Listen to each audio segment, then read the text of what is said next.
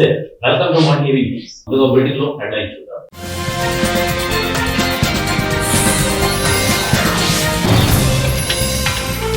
Free bus పేరుతో మహిళలకు చంద్రబాబు వెన్నుపోటు పొడిచారు వైఎస్ జగన్.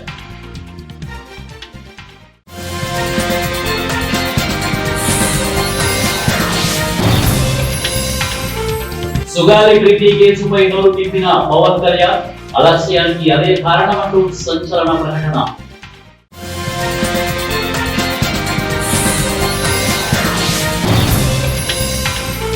ప్రతి జంట ముగ్గురు పిల్లల్ని కనాలి, ఆర్ఎస్ఎస్ చీఫ్.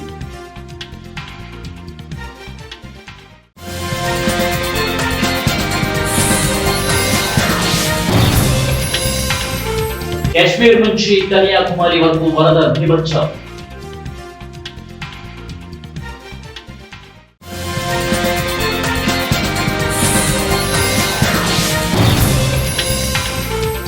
ఇల్లీగల్ బిల్డింగ్ కూలి 15 మంది మృతి, భవనం యజమాని అరెస్ట్. వీటిలో డీటెయిల్స్ చూద్దాం. మోసాలతో అక్క చెల్లెమ్మలకు చంద్రబాబు వెన్నుపోటు పొడిచారని మాజీ సీఎం వైఎస్ జగన్మోహన్ రెడ్డి తీవ్ర ఆరోపణలు చేశారు. మహిళలకు ఫ్రీ బస్సు పేరిట హామీ ఇచ్చి ఆ చిన్న హామీని కూడా సక్రమంగా అమలు చేయడం లేదని ఆరోపించారు. సూపర్ 6, సూపర్ 7 అంటూ అద్భుత సన్నివేశాలతో మహిళలను నమ్మించి చంద్రబాబు ఇప్పుడు 14 నెలలైనా వాటి ఊసే ఎత్తలేదని వైఎస్ఆర్సీపీ అధినేత వైఎస్ జగన్ విమర్శించారు. ఆర్టీసీ ఉచిత బస్సు ప్రయాణం కూడా అన్ని బస్సుల్లో కాకుండా కొన్ని బస్సుల్లోనే చేయడం దారుణంగా పేర్కొన్నారు. ఆర్టీసీలో 11,256 బస్సులు ఉంటే వాటిలో కేవలం 6,700 బస్సుల్లో మాత్రమే ఉచిత ప్రయాణాన్ని పరిమితం చేశారని మాజీ సీఎం వైఎస్ జగన్ తెలిపారు. 1,560 ఎక్స్ప్రెస్ బస్సులు ఉంటే 950 నాన్ స్టాప్ బస్సులకు ఈ పథకం వర్తించదంటూ ఏకంగా మోడలు పెడుతున్నారని చెప్పారు. ఇది అక్కా చెల్లెమ్మలకు చేసిన మోసం కాదా, దగా కాదా అని వైఎస్ఆర్సీపీ అధినేత వైఎస్ జగన్ నిలదీశారు. ఇంత మోసం చేసి కూడా చంద్రబాబు చేస్తున్న ప్రచారాలు విడ్డూరంగా ఉన్నాయని ఎద్దేవా చేశారు. జనసేన పోరాటం ఫలితంగానే సుగాలి ప్రీతి కుటుంబానికి కొంతవరకైన న్యాయం జరిగిందని జనసేన అధినేత డిప్యూటీ సీఎం పవన్ కళ్యాణ్ అన్నారు.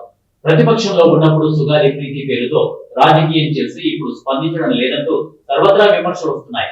సుగాలి ప్రీతి తల్లి మీడియాతో మాట్లాడి తర్వాత జనసేన పార్టీ కార్యాలయం ఎదుట ఆమరణ దీక్ష చేస్తానంటూ ప్రకటించడం మరింత సంచలనంగా మారింది. ఇన్నాళ్ళు సైలెంట్ గా ఉన్న పవన్ కళ్యాణ్ జనసేనానితో జనసేన కార్యక్రమంలో ఈ విషయంపై మాట్లాడారు. సుగాలి ప్రీతి కేసు విషయంలో ఇప్పటికే సిఐడి చీఫ్, హోంమంత్రి, డీజీపీతో మాట్లాడినట్టు ఉప ముఖ్యమంత్రి పవన్ చెప్పారు. గత ప్రభుత్వ నిర్లక్ష్యంతో సుగాలి ప్రీతి కేసులో సాక్ష్యాలు తారుమారు అయ్యాయని అన్నారు. దాని ప్రభావంతోనే నేడు కేసు ముందుకు కదలడం లేదని ఆందోళన వ్యక్తం చేశారు. సుగాలి ప్రీతి కేసు వ్యవహారంలో నా పరిస్థితి పన్నున్న చెట్టుకే రాళ్ళ దెబ్బలు అన్న చందంగా తయారైంది. చేయితనిచ్చిన వారిని తిరిగితే ఎలా? గత ప్రభుత్వ హయాంలో ముఖ్యమంత్రిగా ఉన్న వ్యక్తికి ఎదురు మాట్లాడే ధైర్యం కూడా ఎవరికీ లేదు. ఒక మాజీ ముఖ్యమంత్రిని అరెస్ట్ చేస్తే కనీసం రోడ్ల మీదకు రావడానికి ఎవరు సాహసించని పరిస్థితి. ఎవరు మాట్లాడలేని సమయంలో ఆ తల్లి ఆవేదన చూసి లక్షల మందితో కర్నూలు నడిబొడ్డున గలం విప్పారు. ఆ పోరాట ఫలితంగా ఆ కేసును సిబిఐకి అప్పగిస్తూ అప్పటి ప్రభుత్వం నిర్ణయం తీసుకుంది. చట్ట ప్రకారం వారికి ప్రభుత్వం నుంచి అందాల్సిన పరిహారాలు అందాయి. కర్నూలుకు 9 కిలోమీటర్ల దూరంలో దినదేవరపాడులో 5 ఎకరాల వ్యవసాయ భూమి ఇచ్చారు. అక్కడ ఎకరం విలువ సుమారు 2 కోట్ల వరకు మార్కెట్లో విలువ ఉంటుందని అంటున్నారు. కర్నూలు నగరంలో భాగమైన కల్లూరు దగ్గర 5 సెంట్ల ఇళ్ల స్థలం సుగాలి ప్రీతి తండ్రికి రెవెన్యూ శాఖలో జూనియర్ అసిస్టెంట్ ఉద్యోగం ఇచ్చారు. ఇదంతా మనం తీసుకువచ్చిన ఒత్తిడి ఫలితమే. గత ప్రభుత్వం కేసును సిబిఐకి అప్పగిస్తూ జీవో జారీ చేసింది. లెటర్ ఇచ్చి లాకర్లో పెట్టింది. నేను ఉప ముఖ్యమంత్రి అయ్యాక సుగాలి ప్రీతి కేసుపై సిఐడి చీఫ్ తో మాట్లాడి త్వరగా న్యాయం చేయాలని సూచించాను. డీజీపీతో, హోంమంత్రితో మాట్లాడాను. సిఐడి విచారణ చేపట్టిన తర్వాత తేలిన అంశం ఏంటంటే అనుమానితులు డిఎన్ఏలు సరిపోవడం లేదు, సాక్ష్యాలు తారుమారు చేశారు. గత 5 ఏళ్లలో లా అండ్ ఆర్డర్ దారుణంగా దిగజారింది. అలాంటి పరిస్థితులు ప్రక్షాళన చేసే బాధ్యతను కూటమి ప్రభుత్వం భుజాన వేసుకుంది. గత ప్రభుత్వం చేసిన తప్పుల కారణంగానే కేసు విచారణకు ఇబ్బందులు కలుగుతున్నాయి. నా వరకు నేను సుగాలి ప్రీతి కేసులో దోషులకు శిక్ష పడాలి అని త్రికరణ శుద్ధిగా కోరుకుంటున్నాను. ఇది ఒక సుగాలి ప్రీతి కేసుకు సంబంధించిన అంశం కాదు, బాలికల భద్రతకు సంబంధించిన అంశం అని వారు అన్నారు. ప్రతి భారతీయ జంటకు ముగ్గురు పిల్లలు ఉండాలని ఆర్ఎస్ఎస్ చీఫ్ మోహన్ భగవత్ అన్నారు. ప్రతి మహిళకు 2 లేక 1 పిల్లలు అనే ప్రత్యామ్నాయ జనరేట్ ను ఆయన ఢిల్లీలో విలేకరుల సమావేశంలో జనాభా అంశంపై మాట్లాడారు. 3 కంటే తక్కువ జనన రేటు ఉన్న సమాజాలు నెమ్మదిగా అంతరించిపోతున్నాయని నిపుణులు చెబుతున్నారని భగవత్ అన్నారు. కావున 3 కంటే ఎక్కువ జనన రేటును కొనసాగించాలని ఇది అన్ని దేశాలలో జరుగుతోందని మోహన్ భగవత్ అన్నారు. సరైన వయసులో వివాహం చేసుకుని ముగ్గురు పిల్లలను కనడం వల్ల తల్లిదండ్రులు పిల్లలు ఇద్దరు ఆరోగ్యంగా ఉంటారని వైద్యులు చెబుతున్నారు. ముగ్గురు తోబుట్టువులు ఉన్న ఇళ్లలోని పిల్లలు చక్కగా నడవడిక నేర్చుకుంటారు. భవిష్యత్తులో వారి కుటుంబ జీవితంలో ఎటువంటి ఆటంకాలు ఉండవు. వైద్యులు చెప్పింది ఇదే. మన దేశ జనాభా 2.1 జనన రేటును సిఫార్సు చేస్తోంది. ప్రతి భారతీయ జంట దేశ ప్రయోజనాల దృష్ట్యా ముగ్గురు పిల్లలను కనడానికి ప్రయత్నించాలని ఆయన అన్నారు. బీజేపీ సంఘ్ మధ్య ఎటువంటి విభేదాలు లేదా తగాదాలు లేవని భగవత్ చెప్పారు. దేశ లక్ష్యాలను సాధించడంలో అభిప్రాయం భేదం ఉండవచ్చు, కానీ లక్ష్యం మాత్రం ఒకటే అన్నారు. ఆర్ఎస్ఎస్ 100 ఏళ్ల పండుగను జరుపుకోవడంలో భాగంగా ఆయన ఇవాళ 3 రోజుల ఉపన్యాసం చేస్తున్న సంఘ పరివారం ఉద్దేశించి భగవత్ ప్రసంగించారు. అయితే దీనిలో ఒక ఆందోళనకరమైన అంశం ఉంది. జనాభా ఒక వరం కావచ్చు లేదా భారం కూడా కావచ్చు. అందరికీ ఆహారం పెట్టాలి. అందుకే జనాభా విధానం ఉంది. కావున జనాభా నియంత్రణలో ఉండేలా చూసుకోవడానికి, అదే సమయంలో తగినంతగా ఉండేలా చూసుకోవడానికి ప్రతి కుటుంబానికి 3 పిల్లలు ఉండాలి. కానీ అంతకంటే ఎక్కువ మంది ఉండకూడదు. వారి పెంపకం సరిగ్గా ఉండేలా చూసుకోవడానికి ఇది అందరూ అంగీకరించాల్సిన విషయమని భగవత్ నొక్కి చెప్పారు.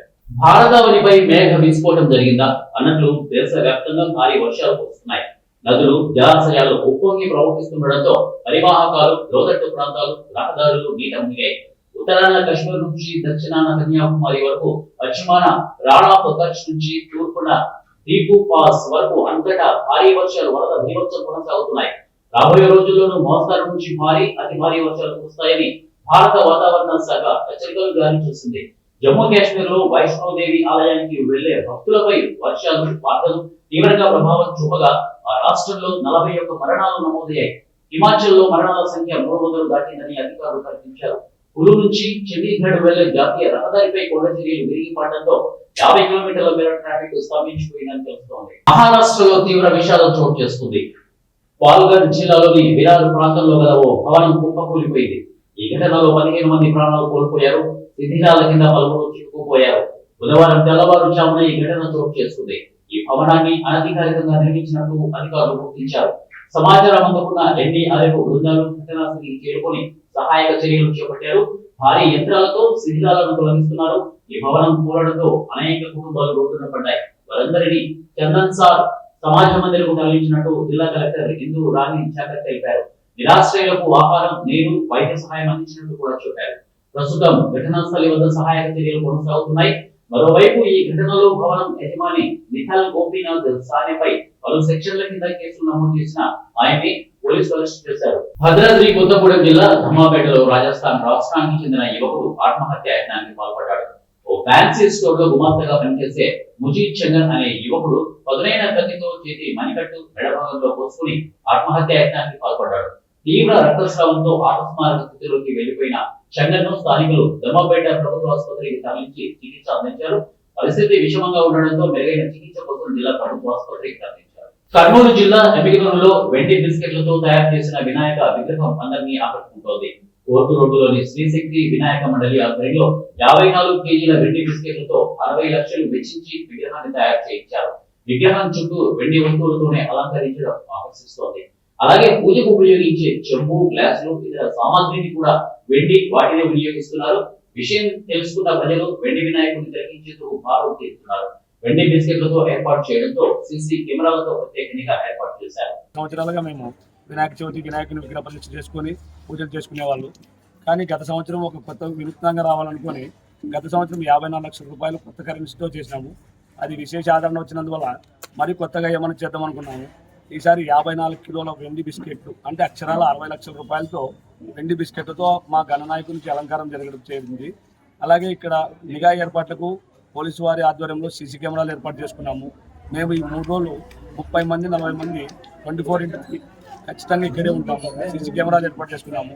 అలాగే ఇక్కడ ప్రతి సంవత్సరము అంగరంగ వైభవంగా అన్నదాన కార్యక్రమం విగ్రహం చేయడానికి 2 నెలల నుండి మేము ముందే జ్యువెలర్ షాపులను అడిగితే వాళ్ళ సహకారం సరే ఇస్తామండి చేయండి అంటేనే ఒప్పుకొని స్టెప్ వేయడం అయినది. ఈ విగ్రహం చేయడానికి 15 రోజులు పట్టింది. వెండి విగ్రహాలు నిన్న సాయంకాలం మా చేతిలోకి వచ్చినాయి. అనంతపురం జిల్లా కళ్యాణదుర్గం వైఎస్ఆర్సీపీ పార్టీ సమన్వయకర్త తలారి రంగయ్య కుదుర్పి బ్రాంచ్ కేంద్రం తుతు మంత్రంగా తల్లి వదిలేసిన ప్రాంతాన్ని సందర్శించారు. ఈ సందర్భంగా తలారి రంగయ్య మాట్లాడుతూ ముఖ్యమంత్రి చంద్రబాబు నాయుడు కుప్పానికి ఒకటే ముఖ్యమంత్రి కాదు, కళ్యాణదుర్గం నియోజకవర్గానికి ఆయనే ముఖ్యమంత్రి అని మర్చిపోయినట్టున్నాడు. కుప్పం బ్రాంచ్ కెనాల్ కేవలం 4 నెలల్లోనే నీళ్లు ఇచ్చాము అని వీడియోల రూపంలో ప్రచారం చేస్తున్నారు. కళ్యాణదుర్గ ప్రాంతానికి ఎందుకు నీళ్లు తీసుకురాలేకపోతున్నారన్నారు. 2018 నుంచి కుందుర్పి బ్రాంచ్ కెనాల్ మరియు బీటీపీ ప్రాజెక్టుకు జీడిపల్లి నుంచి నీళ్లు తీసుకుని వెళ్లే కాంట్రాక్టర్ నువ్వే కదా, ఎందుకు ఈ పనులు చేయలేకపోయావు అని ఆగ్రహం వ్యక్తం చేస్తున్నారు. కుప్పము ఎమ్మెల్యే గారేమో తను నీళ్లు తీసుకుపోయినాడు, అక్కడ ప్రజలకు మేలే చేశారు. కానీ ఇక్కడ ఉన్న ప్రజలకు ఎవరు చేస్తారు మేలు, ఎవరు చేయాలా, ఎవరు అడగాల? అన్నిటికంటే దాంట్లో కూడా ఏం చెప్తున్నారంటే వందలాది మిషన్లు, అంటే దాదాపు 150 మిషన్లు పెట్టి జేసీబీలు కావచ్చు, ఇటాచీలు పెట్టి రాత్రింబవళ్ళు కొన్ని నెలల్లో నీళ్లు తీసుకెళ్ళామని చెప్తున్నారు. నేను ఈ ప్రాంతం గురించి చెప్పాలనుకుంటున్నది ఏంటంటే, ఇది రాష్ట్రంలో ఉండే మిగతా వాళ్ళు కానీ, తెలుగు రాష్ట్రాల్లో కానీ, దేశంలో ఉండే వాళ్ళు కూడా అందరూ తెలుసుకోవాల్సిన ఒక్క ముఖ్యమైన విషయం ఏంటంటే, అనంతపురం జిల్లా ఉంది కదా, ఈ జిల్లా పూర్తిగా వ్యవసాయం మీద ఆధారపడింది. వ్యవసాయంలో కూడా వర్షాధారం మీద ఆధారపడిన జిల్లా రాష్ట్రంలో. అంతేకాకుండా వర్షపాతం ఎంత తక్కువ ఉందంటే దేశంలో ఎక్కడా ఇంత తక్కువ వర్షపాతం లేదు. రాష్ట్రంలో కాదు, తెలుగు రాష్ట్రాల్లో కాదు, మొత్తం దేశం మీద జైసల్మీర్ తర్వాత, రాజస్థాన్ తర్వాత తక్కువ వర్షపాతం ఉన్న జిల్లా ఇది. ఈ జిల్లాలో వ్యవసాయం మీద ఆధారపడ్డప్పుడు, వర్షం మీద ఆధారపడ్డప్పుడు నీళ్ళు ఎంత అవసరం ఉంటుంది. అందుకే ప్రజలు ఎంతగానో నమ్మారు గొంచిగాన్ని, కాంట్రాక్టర్ని. అందుకే ఓట్లు వేశారు. అందరూ కూడా ఈసారి ఓట్లు వేయమన్నా కానీ కూడా సరే, ఈసారి జగనన్నకు రంగేసారికి ఏకపోయినా కానీ కూడా పర్వాలేదు, ఎందుకంటే తక్కువ రోజుల్లో నీళ్ళు తెప్పించిస్తానన్నాడు. సినిమాలు తీశారు, సినిమాలు తీసి చిన్న చిన్న సినిమాలు, షార్ట్ ఫిల్ములు తీసి, అయ్యా నువ్వు అమ్ముకుంటున్నావు ఆ భూమి, అమ్ముకోవద్దు, నువ్వు అమ్ముకోవద్దు, మన సురేంద్ర అన్న వస్తున్నాడు, మనకు ధరలు పెరుగుతాయి, భూములు పెరుగుతాయి, నీళ్ళు వస్తాయి, మొత్తం 114 చెరువులకు నీళ్ళు ఇస్తాడని చెప్పినారు. అక్కడేమో 110 చెరువులకు నీళ్ళు ఇస్తున్నారని ఇప్పుడు చెప్తున్నారు కుప్పంలో. మరి ఇక్కడ ఎవరు ఇస్తారు? అంతేకాకుండా రెండో విషయం ఏంటంటే, నేను చెప్పదలుచుకుంది, ఇక్కడేం కాలువల ద్వారా నీళ్ళు వచ్చేటివి కాదు. ఇవి కాలువలలో నీళ్ళు ఉంటే రైతులకు, భూములకు నీళ్ళు ఉండవు. ఇక్కడ ఈ విషయం ఏంటంటే డ్రిప్పుల ద్వారా, అలాగే స్ప్రింక్లర్స్ ద్వారా నీళ్ళు వచ్చే పరిస్థితి. అలాంటి నీళ్లు రావాలంటే ఖచ్చితంగా రీఛార్జ్ మీదనే ఆధారపడి ఉండాలి.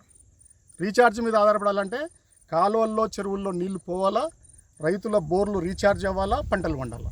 ఇలాంటి పరిస్థితుల్లో మీరు లైనింగ్ వేసుకొని తీసుకుపోతే మా ప్రాంతాలన్నీ ఏం కావాలి? ఉమ్మడి జిల్లా రైతాంగం అంతా ఏం కావాలి? ఇంకొక పెద్ద దురదృష్టకరం ఏంటంటే, అందరూ కూడా పోతున్న నీళ్ళన్నీ కూడా లైనింగ్ వేసినటువన్నీ కూడా పెద్ద పెద్ద వాళ్ళవి. మాకు ఏమీ మిగిల్చలేదు. ఇక్కడ 14 మంది ఎమ్మెల్యేలు వాళ్ళే, 2 ఎంపీలు వాళ్ళే, 3 మంత్రులు ఉంటే 3 మంత్రుల నియోజకవర్గం. అనంతపురం జిల్లా కళ్యాణదుర్గం పట్టణ కేంద్రం ప్రజా వేదికలో సీఎం రిలీఫ్ ఫండ్ చెక్కులను ఎమ్మెల్యే సురేంద్రబాబు బాధితులకు పంపిణీ చేశారు. 32 మంది బాధిత కుటుంబాలకు 32,84,000 రూపాయలు సీఎం రిలీఫ్ ఫండ్ చెక్కులను ఎమ్మెల్యే పంపిణీ చేశారు. బాధితులందరికీ వినాయక చవితి రోజున ముఖ్యమంత్రి సహాయ నిధి చెక్కులను అందుకోవడం చాలా సంతోషాన్ని ఇచ్చిందని ఆనందం వ్యక్తం చేశారు. రాష్ట్ర వ్యాప్తంగా సీఎం రిలీఫ్ ఫండ్ కళ్యాణదుర్గం నియోజకవర్గానికి అత్యధికంగా కేటాయించడం గర్వకారణంగా ఉందని చెప్పారు. మా ముఖ్యమంత్రి చంద్రబాబు నాయుడు గారు ఏదైతే సీఎం రిలీఫ్ ఫండ్ సంబంధించి 32,84,000 రూపాయలు ఈ చెక్కుల రూపంలో ఈరోజు మన ప్రాంతానికి రావడం జరిగింది. అవి ఈరోజు అందిస్తే ఆ కుటుంబానికి చాలా ఉపయోగపడుతుంది. వాళ్ళ కుటుంబంలో పండగ వాతావరణం వెలుగుతుందనే అభిప్రాయంతోనే ఈరోజు ఈ చెక్కుల పంపిణీ కార్యక్రమం చేపట్టడం జరిగింది. మనది పూర్తిగా వెనుకబడిన ప్రాంతం, పూర్తిగా కరువు ప్రాంతం.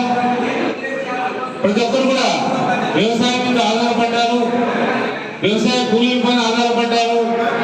ఏది ఒక్క రూపాయి వచ్చినా కూడా వాళ్ళ కుటుంబాలకు ఉపయోగపడుతుందనే సంకల్పంతోనే మనం ఇప్పటివరకు కూడా రాష్ట్రంలోనే అత్యధికంగా నాకు తెలిసి మన ప్రాంతానికి సీఎం రిలీఫ్ ఫండ్ రావడం జరిగింది.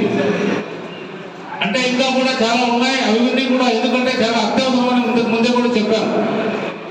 ఏదేమైనా కూడా ప్రజల కోసం అందరూ కూడా పాటుపడాలి. మన తెలుగుదేశం ఆర్మీ నావికా దళంలో కోస్ట్ గార్డెన్ గా పనిచేస్తూ ఆగస్టు 15న రాష్ట్రపతి ద్వారా సిబిసి అవార్డు పొందిన పాలకులను రమణారెడ్డిని స్వగ్రామం కొండపేటలో కలిసి వైసీపీ సీనియర్ నాయకులు, మాజీ ప్రభుత్వ సలహాదారు పోతిరెడ్డి నాగార్జున రెడ్డి ఘనంగా సన్మానించారు.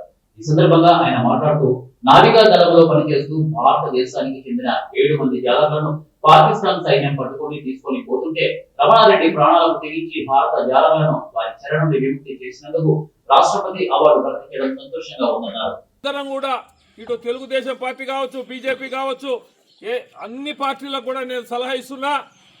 మన జాతి రత్నంగా ఉన్నటువంటి మన రమణారెడ్డి గారిని ఖచ్చితంగా ప్రభుత్వం గుర్తించాలి. వారి సేవలకు, వారి చేసినటువంటి త్యాగానికి ఖచ్చితంగా ప్రభుత్వం అన్ని విధాలా సహకరించాలా, గుర్తించాలని చెప్పేసి అదేవిధంగా నేను అందులో ఈ ఊర్లో ఏ వాస్తు విషయమేమో కానీ లేకుంటే ఈ నీళ్ళ సమస్య ఏమో కానీ ఇక్కడ చదువుకునే వాళ్ళు చాలా మంది కూడా దాదాపు 40 మంది ప్రభుత్వ ఉద్యోగాలు ఉన్నారంటే మీ గ్రామానికి నిజంగా ఇంతమంది ఇంత చిన్న గ్రామంలో 40 మంది ఆర్మీలో కావచ్చు, టీచర్లు కావచ్చు, ఎస్ఐలు కావచ్చు, కమిషనర్లు కావచ్చు, అన్ని డిపార్ట్మెంట్లలో ఉన్నారంటే నిజంగా కూడా నేను గర్వపడతా ఉన్నా. ఎక్కడ కూడా ఇంత చిన్న గ్రామంలో ఇంతమంది ఉద్యోగాలు చేశాను నేను ఎక్కడ చూడలే. కాకపోతే కలసపాడు మండలంలో బ్రాహ్మణపల్లె తప్ప అక్కడ కూడా మంచి స్థానంలో ఉన్నారు. అన్ని గ్రామాల్లో లేదు. ఇక్కడ నీళ్ళ వాటమో లేకుంటే నాకేమో తెలియదు కానీ మంచి తెలివితేటలు ఇచ్చారు దేవుడు. కాబట్టేసి ఇక్కడ ఉన్నటువంటి వాళ్ళకు కూడా చెప్తున్నా, మనం పుట్టిన సొంత ఊరిని, మన కన్న తల్లిదండ్రులను, మన దేశాన్ని ఎప్పుడైతే మనం గౌరవిస్తామో అప్పుడే సమాజం మనల్ని గౌరవిస్తుంది. మనం ఎంత సంపాదించామనేది కాదు ముఖ్యం. దివంగత ముఖ్యమంత్రి రాజశేఖర రెడ్డి అనేవారు, మనం ఎన్ని రోజులు బ్రతికామనేది కాదు, బతికిన నాళ్ళల్లో మనం చేసిన సేవలే మన వెంటబడి వస్తాయి. డబ్బులు కోట్లు సంపాదించినా కూడా మనం వెంట పెట్టకపోయేది లేదు. వచ్చేటప్పుడు తెచ్చింది లేదు, పోయేటప్పుడు తీసుకుపోయేది లేదు. కీర్తి ప్రతిష్టలు ఒక్కటి మాత్రమే నిలబడతాయి ఎవరికైనా సరే.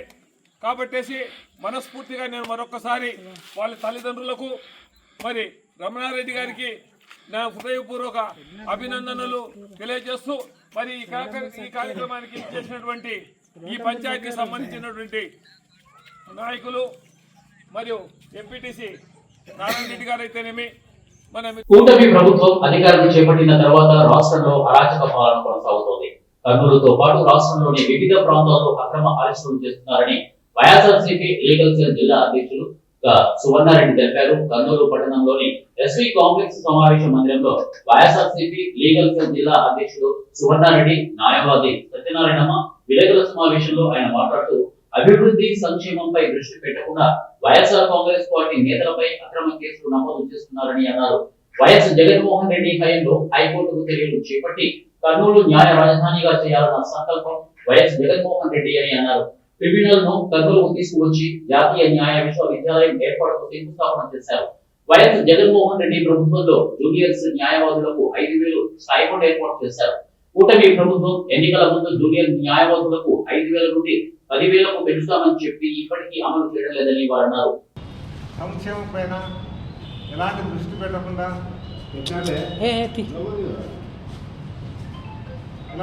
పెట్టకుండా కేవలం వైసీపీ నాయకులపైన, వైసీపీ కార్యకర్తలపైన కేసులు పెట్టడం, జైల్లో నిర్బంధించడం జరుగుతూ ఉంది.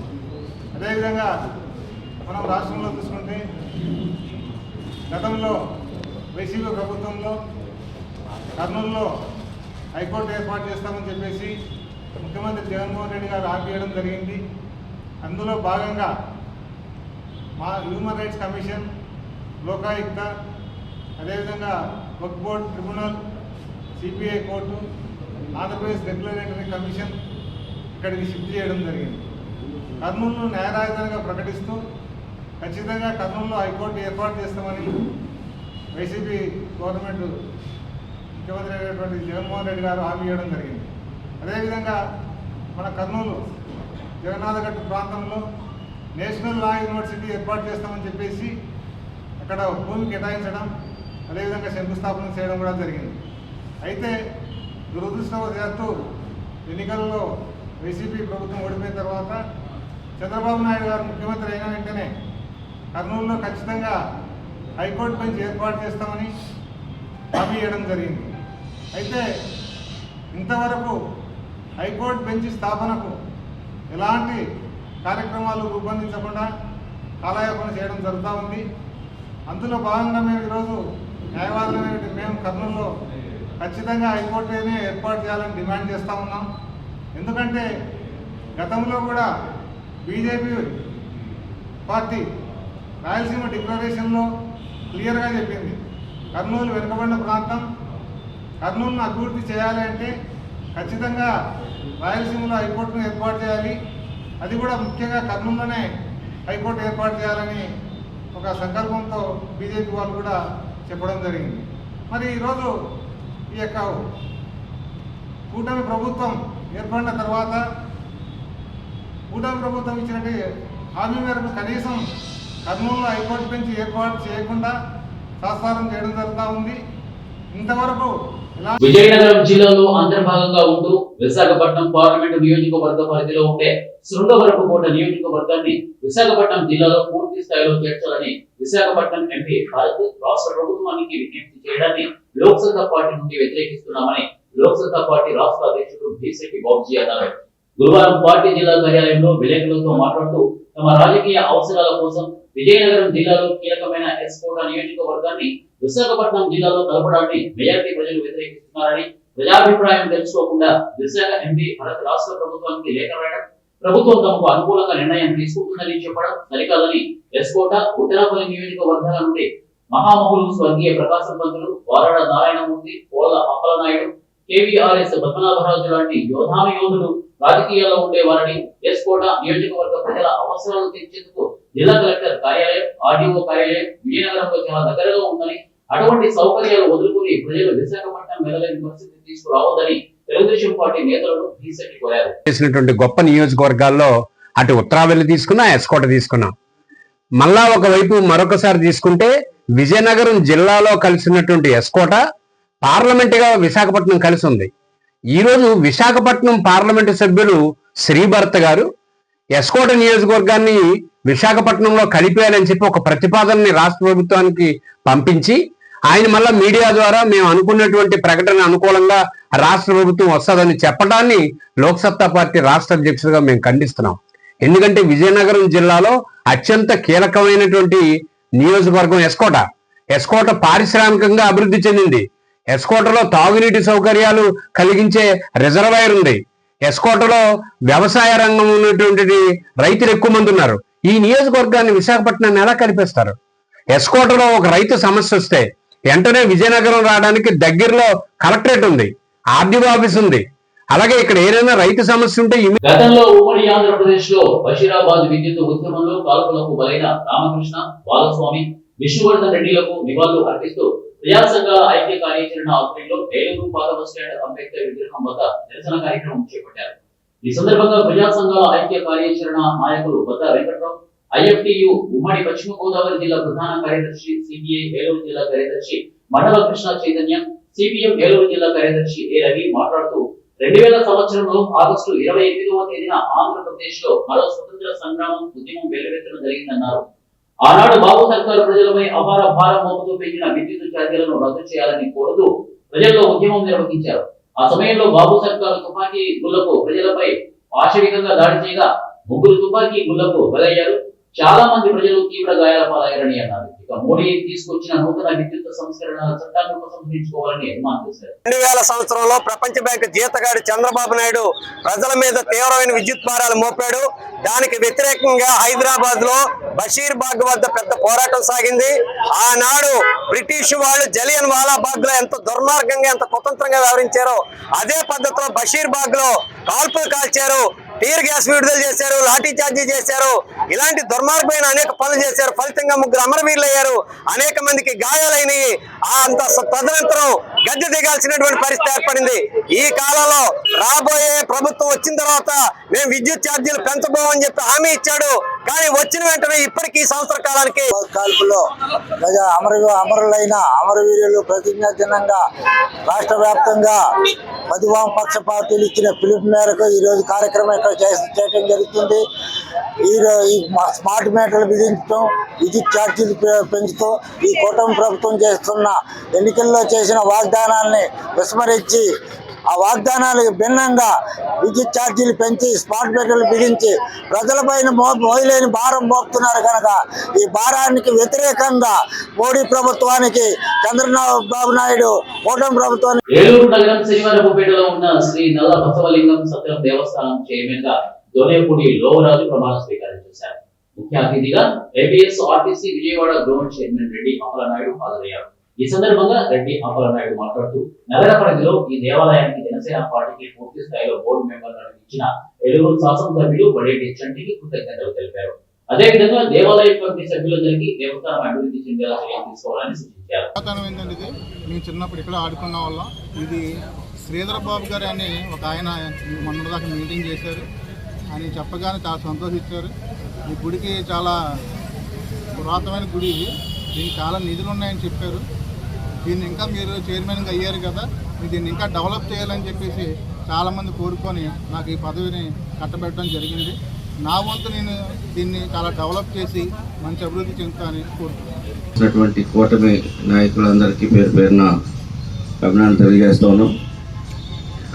మరి ముఖ్యంగా ఈ యొక్క పూర్తి స్థాయి కమిటీని జనసేన పార్టీకి కేటాయించినటువంటి ఏలూరు గౌరవ శాసనసభ్యులు సోదరులు బడి రాధాకృష్ణ గారికి, సంటి గారికి జనసేన పార్టీ తరఫున హృదయపూర్వక అభినందనలు తెలియజేస్తాం. ఇప్పుడే చెప్పారు, ఎందుకంటే ఇక్కడ ఈ దేవస్థానం చాలా పురాణత దేవస్థానం, దీనికి చాలా చరిత్ర ఉంది. ఈ యొక్క దేవస్థానం కూడా ఇక్కడ ఉన్నటువంటి ఏదైనా ఎక్కడైనా కానీ ఒక దేవస్థానం డెవలప్ అవ్వాలన్నా, ఒక విద్యాలయం ఏదైనా స్కూల్స్ డెవలప్ అవ్వాలన్నా అక్కడ ఉన్నటువంటి స్థానిక పెద్దల యొక్క సహకారం లేదే ఏది కూడా అది ఇంప్లిమెంట్ కాదు. నంద్యాల జిల్లా డోన్ పట్టణంలో సూపర్ 6 సూపర్ హిట్ కార్యక్రమంలో భాగంగా స్త్రీశక్తి పథకం కింద తెలుగుదేశం పార్టీ కార్యాలయం నుండి పాత బస్ స్టాండ్ వరకు దాదాపు 10,000 మంది మహిళలతో భారీ ర్యాలీ నిర్వహించారు. అనంతరం సమైక్యాంధ్ర కట్ట వద్ద సభ నిర్వహించారు. ఈ కార్యక్రమానికి డోన్ శాసనసభ్యులు కోట్ల జయసూర్య ప్రకాష్ రెడ్డి మరియు డోన్ మాజీ ఎమ్మెల్యే కోట్ల సుజాతమ్మ ముఖ్య అతిథులుగా హాజరయ్యారు. ఈ సందర్భంగా ఎమ్మెల్యే మాట్లాడుతూ చంద్రబాబు నాయుడు ఎన్నికల ముందు ప్రజలకు హామీగా ఇచ్చిన సూపర్ 6 పథకాలు విజయవంతంగా అమలు కావడంతో అవి రాష్ట్ర వ్యాప్తంగా సూపర్ హిట్ అయ్యాయి. ఎన్నికల ముందు నారా చంద్రబాబు నాయుడు ఇచ్చిన మాట ప్రకారం ఇప్పటి వరకు సూపర్ 6 పథకాలలో 5 పథకాలను విజయవంతంగా అమలు చేశారని అన్నారు.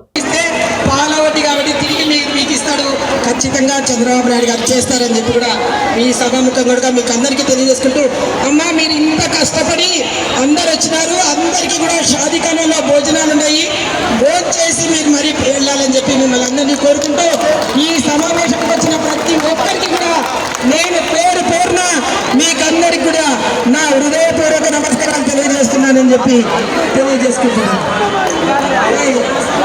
ఎలక్షన్ ముందు అప్పటి ముఖ్యమంత్రి నారా చంద్రబాబు నాయుడు గారు చెప్పారు, ఈ గత 5 సంవత్సరాల్లో మన మహిళలు చాలా దెబ్బతింది కావాలి, మన ప్రాంతం దెబ్బతింది, తప్పకుండా గెలిపేయండి, గెలిపించి సూపర్ 6 పథకాలు తీసుకొస్తా చెప్పి ఆలోచన చంద్రబాబు గారు ఈరోజు కంప్లీట్ గా అన్ని ప్రోగ్రాంలు చేశారు.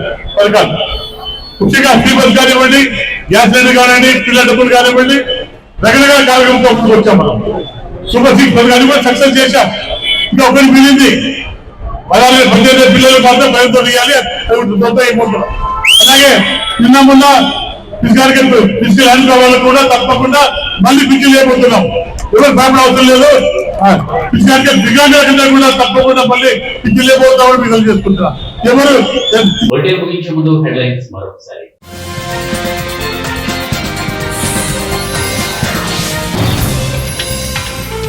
ఫ్రీ బస్సు పేరుతో మహిళలకు చంద్రబాబు వెన్నుపోటు పొడిచారు వైఎస్ జగన్.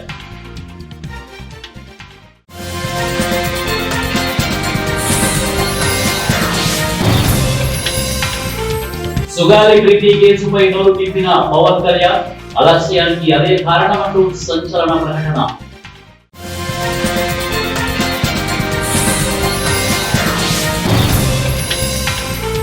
ప్రతి జంట 3 పిల్లల్ని కనాలి, ఆర్ఎస్ఎస్ చీఫ్.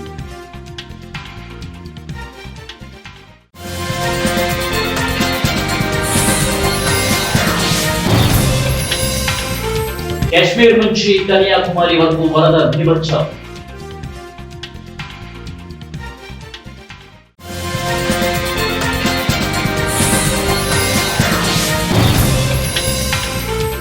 ఇలీగల్ బిల్డింగ్ కూలి 15 మంది మృతి, భవనం యజమాని అరెస్ట్. ఇవే బులెటిన్ అప్డేట్స్. నెక్స్ట్ బులెటిన్లో కలుద్దాం. అండ్ కీప్ వాచింగ్ వాటి ప్రతిక్షణం ప్రజల పక్షం.